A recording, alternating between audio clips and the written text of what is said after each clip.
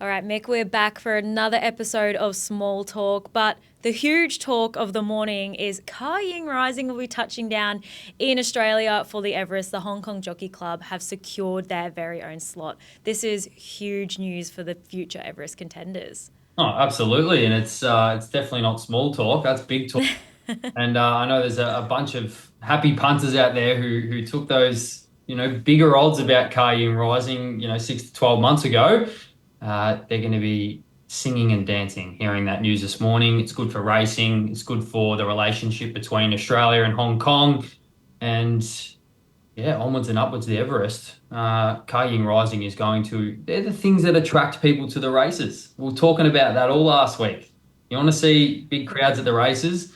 Get horses like Ying Rising there. Not that the Everest certainly needs any more No. advertising, but it definitely adds to the allure. And I was reading an article earlier this week, actually, which I found really intriguing about British racing and Australian racing and the notes that we can take off Japan's racing scene and Hong Kong's racing scene with creating the horses as the heroes of the story and having Ying over here. It's going to just make it a horse versus horse versus horse contest.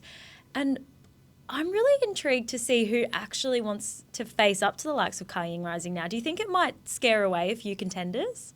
Not with the Everest, because running second, third, and fourth in the Everest is significant prize money. So I don't think there'll be you know horses who are backing out because Ying Rising is coming to Australia, but I definitely think they won't be going in there extremely confident with Ying Rising next to them because what that horse has been able to produce on the track in Hong Kong, the way that ratings can transfer into Australian form, and there's always differences and barriers in races like over 1,200 meters and sprint trips are very important. The track's very important, but all going to plan, Ying Rising will destroy this field. It's It's going as to be a simple as very that. interesting contest. This is going to be his first real test against the elite sprinters. Everything that he has done so far gives us so much confidence in believing that he will absolutely destroy this field. But we've got some pretty impressive talent here down under. So all eyes on the future Everest and the contenders that will follow. Now, our second piece of huge news, Tony Tobre has just had some absolute fun with us this week. 1 minute, Pride of Jenni's not going to retire. She'll race on. The next minute, oh, we're going to wait, make a decision. And then she's going to go and visit I'm Invincible, sorry. But she won't retire at this stage. She actually might run in foal. That's left a lot of people with a lot of questions, hasn't it? Well, yeah, just that statement there from yourself is leaving me with a lot of questions still. That there's so much uncertainty when you get Tony on the on the radio. He likes to play games. It's exactly what you said. But Pride of Jenny's such an interesting horse, always creating headlines no matter what it is. And this time it's exciting to start to look to the next phase of her career, which looks to be in the breeding barn. And if we weren't to see Pride of Jenny again on the racetrack, it'd be disappointing. But at the same time, to see her ability to be able to continue her racing story in the breeding barn and produce progeny that we're going to see again, hopefully one day. And I'll be very surprised if they're not in Tony's colours as well. I think he'll be bidding absolutely anything to get his hands on that horse. Yeah, she's certainly the apple of his eye, so I wouldn't be surprised if he keeps those progeny nice and close. But I have a lot of question marks. Obviously, talking to a lot of people in the breeding game, it's something we've seen a lot in recent times. These super mares go off to stud and they seem to leave it all on the track. Now, that is my biggest concern here with Pride of Jenny. She's just been an absolute superstar and owes us nothing at all. But she's had some gut buster runs, particularly of late. She just tries her heart out, and I'm genuinely worried for her that she has left it all on the track. Now, it might be an advantage that she is seeing the likes of I'm Invincible. He is just so giving with his progeny. They're so versatile. They are always up there and competing, and he certainly justifies that price tag. Now, that might be what lifts up the progeny, but I do have concerns. Now, the progeny will make a lot of money in the sales ring, and maybe that's all that they're thinking about rather than what they'll actually produce on the track. But, all eyes will be on that progeny, and I hope the pressure doesn't get to them. Yeah, I guess it's definitely out of our hands. We can hope for the good story, but there are so many moving parts to the breeding barn. There's so much, almost, you could almost call it luck involved, genetic luck. And I think it would be disappointing if Pride of Jenni wasn't able to have success in the breeding barn because once again, she's that horse that everyone loves, and we all wish the best for what goes on in the breeding barn in her future. That's going to be exciting to watch no matter what. And the coverage that we get these days from the breeding barn, it's fantastic. So we'll be kept up to date as soon as all that information comes out. And fingers crossed, Pride of Jenni's progeny is on the racetrack in a couple of years.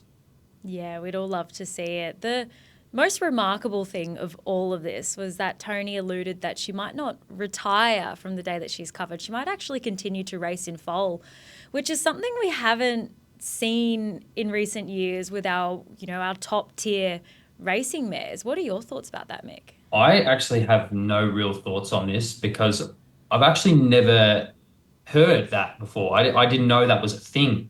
It's not really my expertise. If I'm an expert in absolutely anything or nothing, that's definitely not it. And it definitely shocked me. I was a little bit shocked to hear that. I was like, is that allowed? Do they do that? But look, I guess I can ask you, what are your thoughts as someone who knows a bit more about that game and being in and around the circles?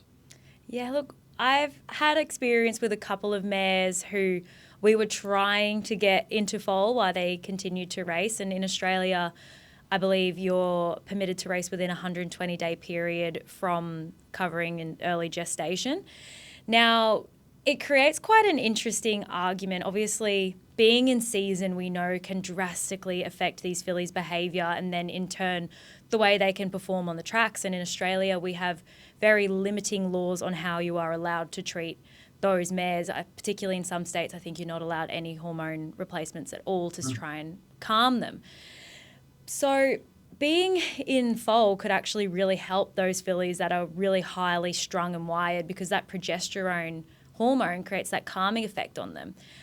But I think we only hear of the success stories of this. We don't hear about the mares that run on while they're in foal and don't perform.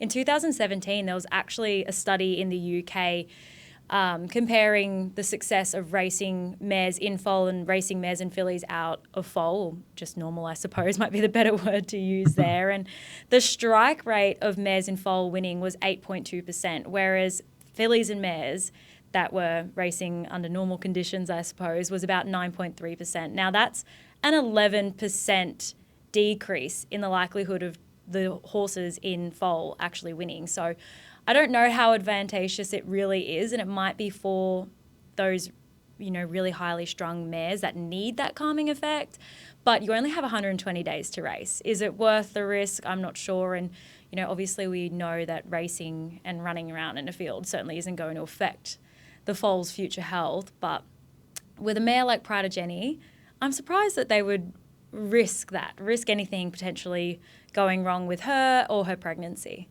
Yeah, I'm not sure. Look, are they just creating headlines? Are they stirring the pot? Is he having a bit of fun? I'm not sure. You seem to know a lot more than I do, but that was good to hear. I was actually, as I said, I'd never really heard the science, I guess, behind it. So, as long as it's safe and as long as what they're doing is legal, then I have no issue with it. And I just hope Yeah. that I hope Ryder Jenny's happy, and I hope we get a nice, healthy foal that gets the race in front of our eyes once again. And hopefully another headline from Pride of Jenni as she creates another sale topper. Well, moving on to other headlines. Yesterday, after the washout last weekend, we had the running of the Fred Best, and Spicy Martini secured that golden ticket into the Straddie. That was a huge run, and she heads into the Straddie with a light 49.5 kilos. Who's going to take the ride? Yeah, well, definitely not Willow. The last Yeah. time Willow was hitting 49 kilos, he might have been a teenager. So, he has been able to get down to 51, 52 for some, big Cox Plate rides. I think he rode Castelvecchio one year, and I think Castelvecchio was carrying 49 and a half, but I think Willow ended up riding at about 50 or 51 anyway, and they were happy to keep him on board. But yeah, I'm trying to think, in the northern states when those rides come up for grabs, correct me if I'm wrong, Jay Ford seems to get a few of those rides in Sydney. I know down here, Mick D does a lot of that lightweight riding up in Queensland. I think you might be the expert for that. Who are those lightweight jockeys?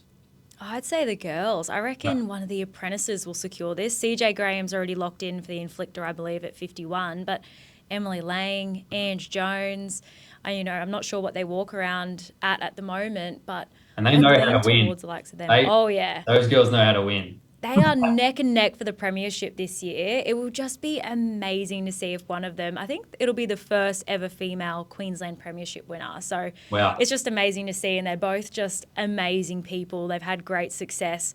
Em's still in her apprenticeship. Ange was a senior last year, I believe. But, they're just doing remarkable things so early on in their career. I wouldn't be surprised if we see them down in Sydney any year soon. That'll be huge. And make sure when that news comes out, you flick it straight to me. I'd love to see who's right. Yeah, I will most definitely. Now, there's been a lot of horses out of contention since the washout from last week. It's ruined everyone's preparations with the Kingsford Smith to be run this Saturday. So it's kind of blown the Stradbroke right out of the water. And some of the key contenders, like I said, are out. Who do you have your eye on now that we're looking at a completely different field to what we started with? Yeah, well, my opinions haven't changed. I do agree in saying that, everything's been thrown out of the water. The Kingsford Smith Cup's such a big lead in for a race like the Stradbroke, and these preparations that a lot of these top class trainers set for their top class sprinters and horses who can get out to the mile.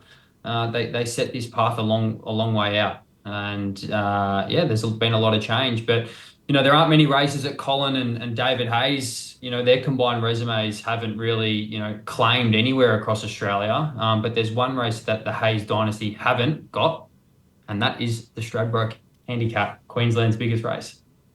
Yeah, it'd be interesting to see if the boys can, one up the older generation and get that with War Machine. He certainly looks poised to do so. He's our short price favourite. That run in the BRC sprint was huge. And since he joined the stable, he's 2 from 2. He looks to be absolutely flying. Absolutely. I think, Ben, Will and JD have got one hand on the Straddie. I really think War Machine is the one to beat. He's looked class and everything this preparation, with that 53 kilos, tied in with those form lines, gives you a very short quote. And the proof's in the pudding, Bella. I think, the Straddie's a big chance to be coming home to Victoria and being put up in the cabinet at Lindsay Park. Yeah, look, the horses like, Jolie Star going out opens the door wide open for War Machine. I think, as we know, Jolie Star tends to be a good fresh performer. So maybe looking towards a Tats Tiara looks like a likely race for Jolie Star to target now. Giga Kick looks very unlikely to back up, especially getting handed 58.5 kilos. He lucked out with the handicapper in Adelaide, but not in Queensland. But you know what? No, Queensland's unforgiving. Outside of War Machine, I think the stablemate of War Machine in Rise of Dawn and Komochi look to be the threats. I think, War Machine is really short. Some markets as short as $3 and they're offering $11 about the next best horse. So I'll be shocked if War Machine isn't right in the finish. Outside of that, Rise of Dawn and Komochi look the only ones I can put a finger on at the moment. And the field is still shaping. So be interesting to see how it all pans out. War Machine's the one. Yeah, I'm with you there with Komochi. I think, he's a horse that can just put in a really good, surprising run. And we saw that last year even with Steffi Magnetica, a completely different tangent, but I don't think anyone expected her to put in the run she did. And the Stradbroke, it's a tough race to win, and a lot of the times the underdogs can get up. Now, an underdog that I have my eye on from my Queenslander heart is the Inflictor. This would just be a great fairy tale story. He's obviously a local star. He earned his golden ticket back towards the end of last year. CJ Graham will take the reins. That'll be her first Group 1 win. Craig, the trainer, only has 3 horses in training up here at Eagle Farm, and he's just had an absolute dream ride with this horse already, let alone should he actually win a Stradbroke. It would just be truly remarkable. Yeah, absolutely. I think there's, it's always a good story in these big handicap races. It gives an opportunity for for jockeys riding at lightweights, it gives an opportunity for the younger horses carrying lightweights. It gives a chance for the seasoned horses to really prove that they're the best and that they deserve weight for age company through the big spring carnival races and stuff. So I'm just really finding it hard to find something that's going to beat War Machine. I really think Mm. that the weights with 53 kilos, I think War Machine would have been favourite if he was carrying 56. I think he's look, he might be a little bit short, but the horse is at this price for a reason, and it comes off a super prep that's going to lead War Machine into some monster races against the very best in the Spring Carnival. And I think the Hayes boys have been waiting for their next star. Mr. Brightside's getting old. He's still doing it at the highest level, and I wouldn't be surprised if he's to claim another couple Group Ones in 2025. We know the boys put in so much effort with that horse and making sure he's right and ready to go and that he keeps winning. But War Machine could be flying the flag come Spring Carnival for this stable. Yeah. Now, I know you touched on briefly Craig Williams. Now, he's made a Mm. huge call and he's going to be sticking up here in Queensland for the next while. But with Blake Shin out of contention at the moment to continue his dominance over the Melbourne Jockeys Premiership, should Willo be heading back down and accumulating all of those points to try and earn his spot there? Yeah, well, it's a big topic. He's closing in on 50 years old and sitting on 55 Metro wins. I think he's 12 wins behind Blake Shin and in that Vic for that Vic Premiership. And you don't have to look too closely at his career to see just how competitive Craig Williams is, how hard he works, and his desire to be, the best jockey always and leave that undying legacy of being one of the greatest to ever do it here in Australia. And with Blake Shin well and truly out for the winter, I think he's the only real chance to be able to claw that margin back of 12 wins. I think the season wraps up July 30, and the story is that Craig Williams might actually be tipped out, or he's been slated to have a break on July 5 to head back to the Ukraine with his wife for another humanitarian mission. And that's going to leave the door is slightly open for Craig Williams here. The best trainers, clearly, he's staying up in Queensland. He's doing exactly what his managers are telling him to do. The best trainers, the best horses, the biggest races, they all want Willo. And, he's doing exactly what he's being told to do. And, it's respect. It's respect to him. He always wants to be on the best horses. But I still think, you look this weekend, he's got Komochi and Party Crasher in two of those feature races. He's 48 years old and he's still getting those rides. It's quite remarkable. But yeah, he's got the window is there. Is 4 weeks going to be too short? If he's going to spend his weekends up in Queensland, I think it's going to be a tough one to call back those wins. But if anyone's going to do it, it's Craig Williams with the year he's having. Especially, he might pick up a lot of those rides that Blake Shin's obviously not going to get now. It depends. Does he want to delay that trip to Ukraine by a week? Try and get the premiership?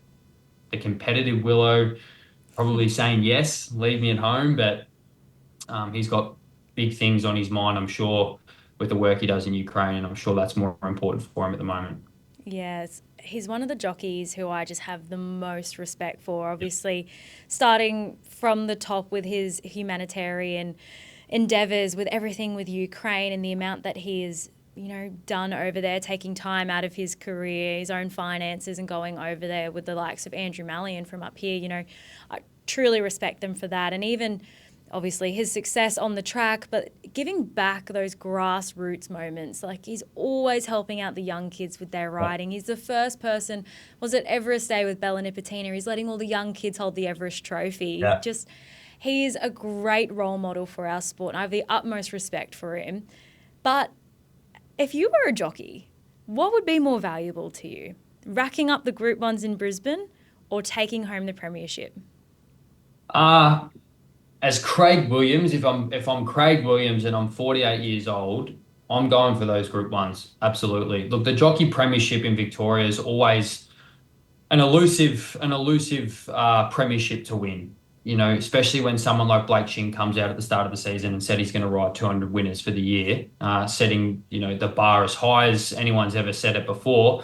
Yeah, it's tough. And then you've got your youngsters. You've got Ethan Brown coming through the ranks. You've got Jamie Mallum there. You've got Ben Mallum. You've got the whole Victorian brigade who are always chasing this premiership. But for Willo, I think he's on 80 odd Group Ones. He's definitely wants to get to 100. I think that's more of his goal at the moment. And, the fact he's not going for the premiership doesn't take away anything from his competitiveness or his desire to be the best.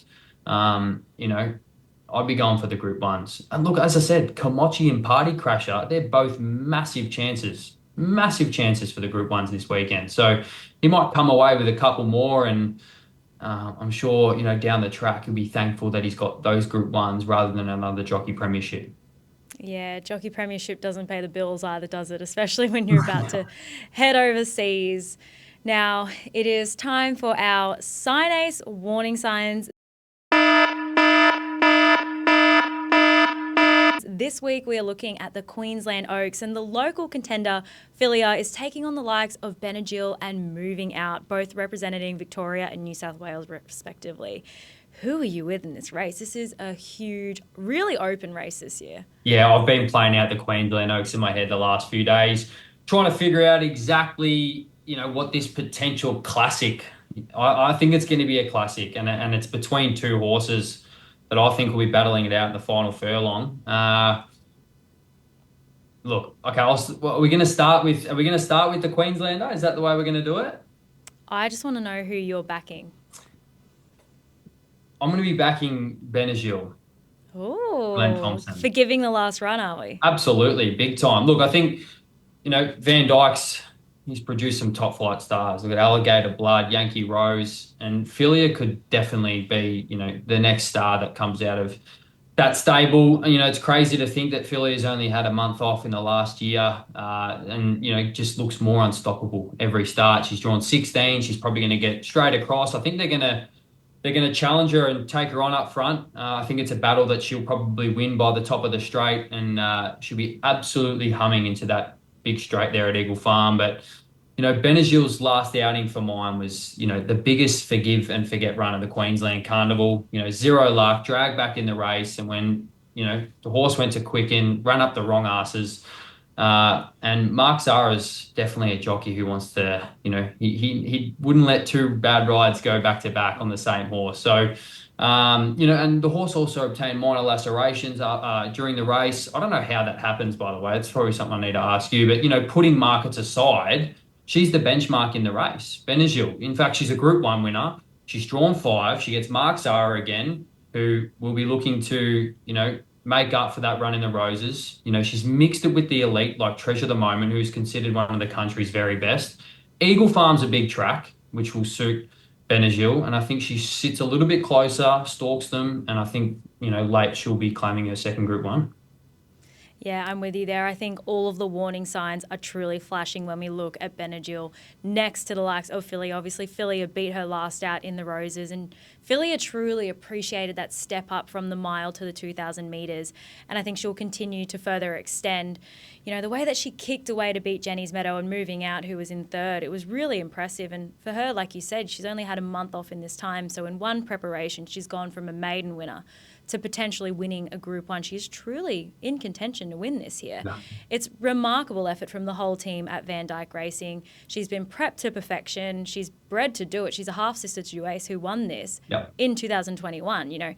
Everything stacks up. But for me, I've got my eye on Moving Out. I have been following this horse. I can't stop backing her. Her run just before Mornington was the Mornington Guineas, backed her, and then followed her into the Mornington Guineas. She was huge. And obviously last out in the Roses, I thought that was just a remarkable effort coming up the outside. She stormed home late. She actually had the fastest 400 to 200 sectional and produced the fastest last 400 split of the day. It was absolutely huge effort. She's such a tough mare too, just looking at the travel that she's done in this preparation. She's gone from Mornington to Morphettville all the way up to Brisbane. She's going to be relieved to know she's just popping over the road for this race. Yeah, Moving Out's definitely another major contender.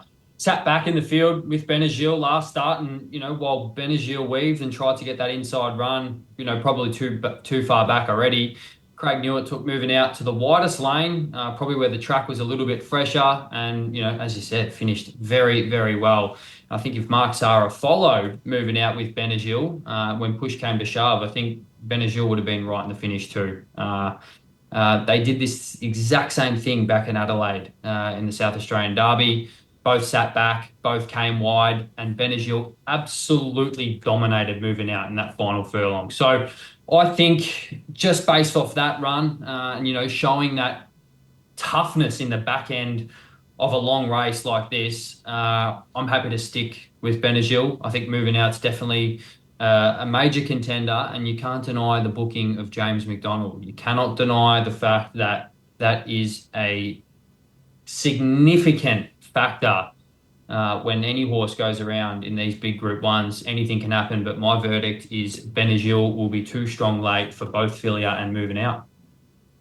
All right, well, all eyes on that, and we'll see who pulls up as the winner as we come across the post. Go the Vicks. Now, back down your way, you've got a few you're keeping your eye on at Flemington. Yeah, absolutely. I think it's always a good time when, I've said this before, I say it every time, when racing returns to headquarters, it's just a really good feeling. And I think the common talking point down here in Victoria has been that how good the fields have been while these big carnivals have been on elsewhere, even when the racing was on in Adelaide and WA and now Queensland. The fields and the talent and the generation of good racing stories and setting up big preparations for these younger up-and-coming stars. It's been fantastic in Melbourne. I think it's the best it's ever been, and it's no different at Flemington. I've got my eyes on a couple of horses and a jockey in particular who we've already spoken about. Firstly, Miss Olay. It's the first race I'll have my eye on. It's early in the day, and yet another Ole Kirk progeny, just who looks to be a treat. Met all the market expectations last start. But McDonald's a smart trainer. There's no way he's going to be taking this filly back to the track 2 weeks later. She wasn't absolutely raring to go, and she's a strong favourite for a reason. But speaking of Ole Kirk progeny, she'll be taking on her half brother, Son of Kirk, which I thought was a pretty cool name. Who's got his first start for the Freedmans. I was going to ask you, because you spent so much time around these horses. Do these horses, look, this might be a silly question, but I used to have a golden retriever and his sister used to live up the road. And when they used to see each other, they knew. I'm telling you right now, they knew they were siblings. Do you think the horses know when they've got that bloodline, or is that just the silliest question of all time? I think they don't know the difference. Yeah. They're just happy to see a mate beside them most of the time. They're herd animals. But, unfortunately, they're not like us. One progeny is produced every year and the other one's shipped out before they even get a chance to see each other. So they've got no clue. Yeah, there you go. But I thought that was pretty cool. And, you spoke about the Animo weanlings coming through, looking fantastic last week in the Gold Coast and even before then in Sydney. Ole Kirk's been the other one who's Animo's hoping to live up to. Just progeny coming out left, right, and centre. And Clint McDonald's found a really good one with Miss Olay. Yeah, most definitely. I was so impressed. Obviously, she missed the kick on debut, but jumped with them last start. That was just a remarkable effort. She's still obviously so lightly raced, only her third career start. She definitely looks competitive here. But another horse who I've really been enjoying following lately is I Only Wish. She's been super consistent. I know you've also got your eye on him. Yeah, definitely. It's definitely probably the other horse I'm keen to watch. I've marked down two clear runners. It's only been a week. Well, it's been less than a week at the moment since we last saw I Only Wish. I just really think that the step up to 2,000 metres is really up her alley. Almost took down Medea last weekend, who's been a horse that's going to be looking towards races like the Tessio and the Matriarch come the spring. Some big races for these younger horses, and I thought it was probably arguably a better run behind Medea last week. So, the test at 2,000 is going to be exactly what I'm looking for, but I think Robbie Griffiths has got a really nice horse here in I Only Wish, and as I said, that like same as Clinton McDonald, these smart trainers aren't going to be bringing these young horses back to the track, or any horse in fact back to the track this quickly if they aren't just loving racing at the moment. They're recovering very well, and they just look to be progressing. And I only wish is another one of those horses. Yeah, I'm with you. That run, obviously she was held up a bit behind Medaya, but the way she just hits the line, she definitely suggests that the further is the better for her. She's performing so well over the mile, but the 2,000 metres 100% is her go. Now, Luke Cartwright, he's your old mate. You have got huge raps on him, but he comes to Flemington with a huge book of rides and plenty of chances to win. Yeah, definitely. I think, you know, he's pulling some serious rides in the city. As we said, a lot of the jockeys are interstate at the moment. Some have been tipped out, some are in Japan, some are up in Queensland. Luke Cartwright, you don't earn these. Just drop me a pen. You don't earn these rides, just because you can claim three in the city. He's putting in the hard yards with a number of big stables, obviously behind the scenes, and he can ride. He can bloody ride. And Golden State Warrior favourite, Dream All Day, probably one of the best bets of the day in Flemington. Favourite, Pounding. Almost a famous horse down here in Victoria with the Moody Coleman stable, one that everyone always loves to see go around in a horse that just builds into preparations and gets better and better and better. A big chance to run a big race this weekend and non-conformist as well. Another Group 1 regular down here in Victoria. Massive car for Luke Cartwright. He's flying. The flying mullet is what they call him down here. I think, bring on Flemington for him and bring on the Spring Carnival as well for Luke Cartwright. I can only imagine that there's going to be some big opportunities for him with some of these big stables come the spring. And great to see when apprentices get opportunities in big group races, even if they don't win. It's just such good practice for that pressure and being able to deliver in the big races on the fastest horses.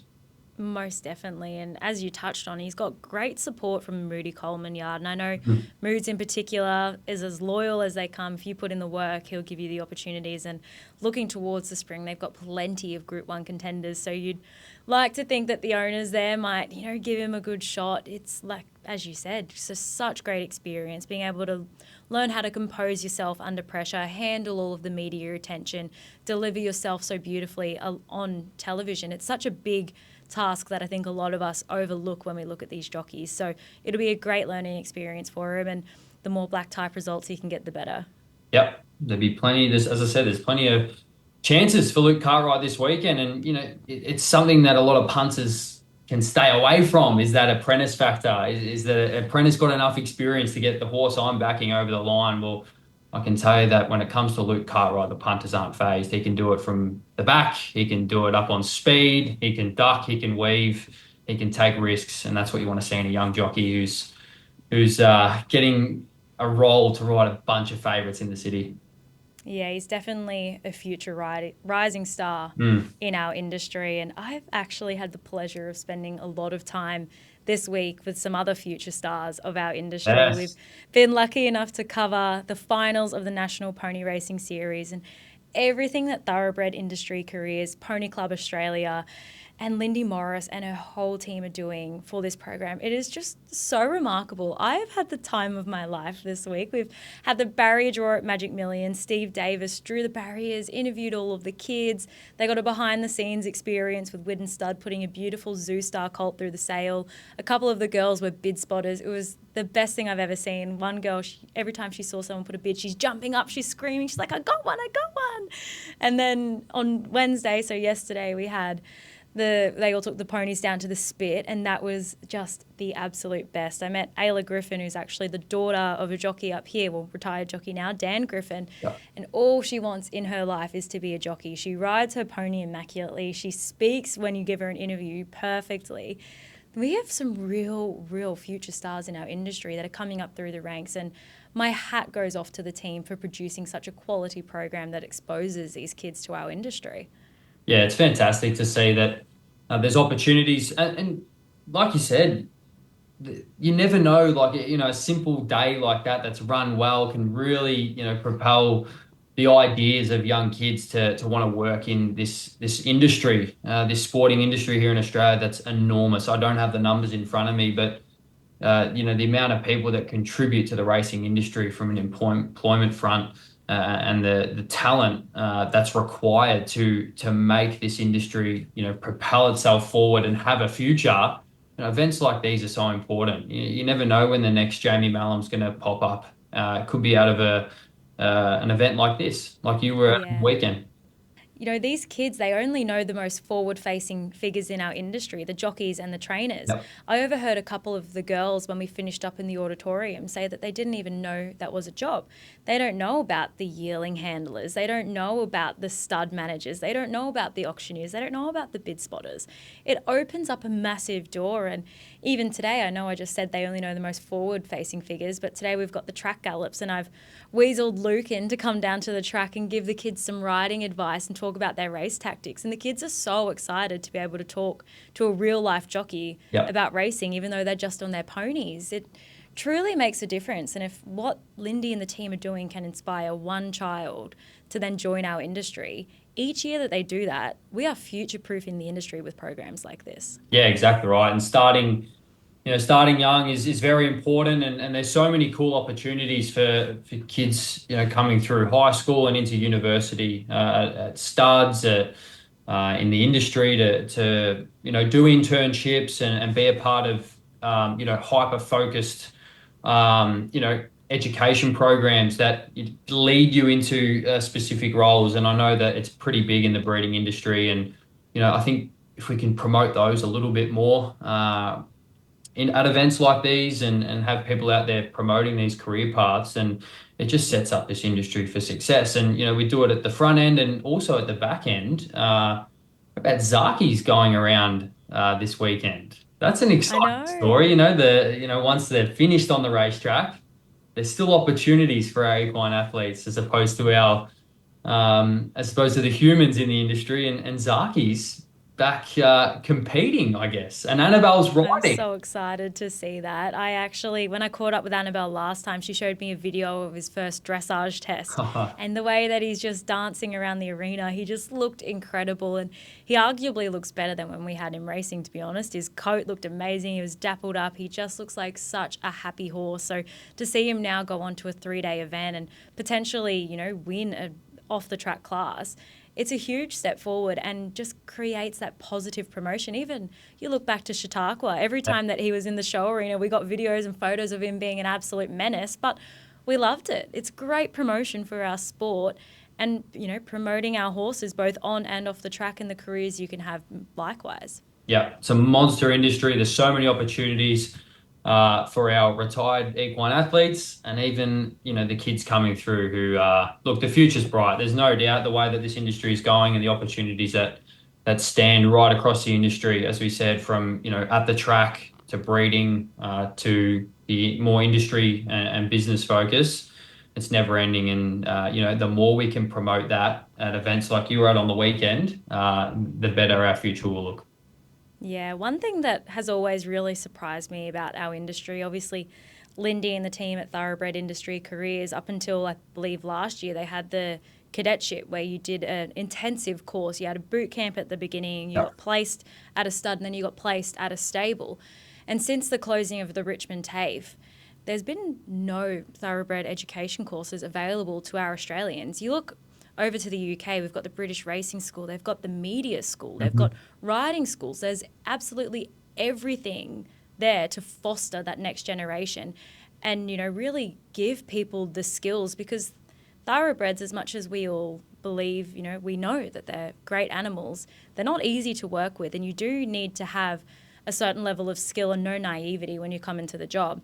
And it's a real shame when we've got, a real market here in Australia that has an appetite to learn and to get into this industry, that there are no direct pathways as such. Do you Yeah. think that we, need a revival of a racing school here in Australia? Yeah, geez, that's a pretty good idea, actually. I haven't thought too much into it. I know there are definitely opportunities out there, although being limited. Yeah, a racing school that covers absolutely everything, and I guess might give opportunities for the students to see multiple pathways at one time, and even take the pathways of a couple of those. Becoming a rider and then also becoming a vet or anything like that. I'm sure that there's ways that they can successfully put that together. Might be a good idea. You might be onto something. How about the how Hopefully. about the Bella King Thoroughbred School of Australia. I don't know if I want to carry the weight of that on my shoulders, but if anyone, Lindy already had such a perfect model. So if anyone out there can help problem solve this for us, she needs a location, she needs, government assistance in Yep. getting this program back up and running. It was so vital to our industry, and every year she had a whole cohort of children, well, not children, young adults who would go into our workforce fully prepared, knowing what job they wanted to do, and very well rounded within the industry. They knew every aspect of it, and it's exactly what this industry continues to need. So I hope if someone's listening out there and has the tools or knows someone that we can put in contact to help revive this idea, please get in touch. You got, Anyway, that's enough of that you got to rant. drop your email. Yeah, I should send me a DM. Well, UFC 316 is kicking off this weekend. UFC is your second love to racing. Tell us all about it. Yeah, well, look, there's not too much to get overly excited for, but it is a pretty big card. I think most people out there who are semi fans or know what's going on know who Sugar Sean O'Malley is. I might ask you that question. Do you know who Sean O'Malley is? You're asking the wrong person Yeah, I'm here. asking the right person. Sorry. He might be the closest thing in terms of his hype and his ability to draw a crowd. He's the closest to Conor McGregor that the UFC has probably ever seen, and he's back fighting in a rematch against Merab Dvalishvili, who's the Georgian champion in the bantamweight division, and it's a rematch. It's we saw the rematch. We saw this fight take place in the Sphere in Las Vegas, a bit of a one-off event, and that's the main event on this card, and it's a massive draw. You've got another title fight in the women's bantamweight division between Juliana Pena and Kayla Harrison. This women's fight has drawn a lot of attention this week.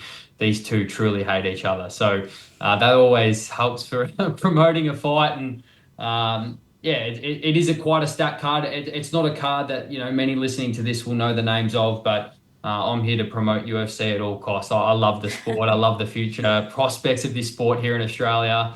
And yeah, tune in if you get the chance. And it's on Sunday as well, so it won't interrupt your racing viewing as well. So another big card. Look, it produces week in week out this sport, and yeah, It's probably my highlight of the weekend outside of the racing. I think my football team's as embarrassing as it gets at the moment, the Sydney Swans. So I'm not going to be watching any football. It's going to be all racing and all combat sports this weekend, of course, with the boxing on as well. That is an absolutely huge day on Sunday, as you touched on the boxing on Sunday. The team, we've got our second branch now, RXM Sports, and the team have been covering the whole lead up to the Jai Opetaia fight, the co-main Connor Wallace. We've also got Benny Mahoney, all local talent. We claim Connor as a local now. He's just a Brizzy boy. Yeah. But, it's a huge week. There's so much hype and energy around the Gold Coast surrounding this fight. It's late night Sunday. It's almost sold out already. I think there's only a few tickets remaining on Ticket Tech. But Tanira, who is our new boxing host, he will be on the ground covering all of the action thanks to my pay now. So if you guys want any behind the scenes content, definitely check out RXM Sports on Instagram. Everything will be live updated there. But God, we've got so much to talk about come Monday, Mick. Cannot wait. Cannot wait. Hopefully, well, the rain is definitely clear up in Queensland. I think It's been a beautiful week. we've got to worry about the rain down here. There's so much rain around on the weekend and for early next week. So I don't know if it's enough to rip up Flemington and call the races off like they did in Queensland. And that's not a dig to Queensland either. I hope they didn't come across Wasn't the wrong it? way, but it'll probably be wet. So yeah, when you're picking your winners, pick with caution. It's going to be wet at Flemington. Yeah, it's going to be a tough day's betting all round. We've got a lot of, obviously, Super Saturday in Brisbane, 3 Group 1s, all look to be very open with the Derby, the Kingsford Smith, our headliner of the day, the Oaks. The tracks are supposed to be nice. I had deep focus in last week when we thought the rain was coming around, but the track is supposed to be good, so I don't know if he's going to get it done in the Derby. As we touched on the Oaks, I am sticking with moving out in the Kingsford Smith. Well, it could be anyone's. Yep. I'm sticking with Benazil in the Derby. In the Oaks, I should say. In the Derby, Statuario for me. couple of Victorians there. You're not biased at all, are you? No, absolutely not. And Kingsford Smith, ooh, You sticking with Jolie Star I'm or not Giga sure. Kick? I'm not sure. I'm very open. So I'm still gonna wait. Just wait and see. Let it settle, and I'll make my decision later in the week. But Jolly Star always looks hard to beat. Definitely, especially if she's looking to potentially go out to the paddock and come back bigger and better and stronger for a spring campaign. It's all going to be happening. We've got a lot to talk about Monday, and I'll see you on the other side, Mick. Catch you Monday.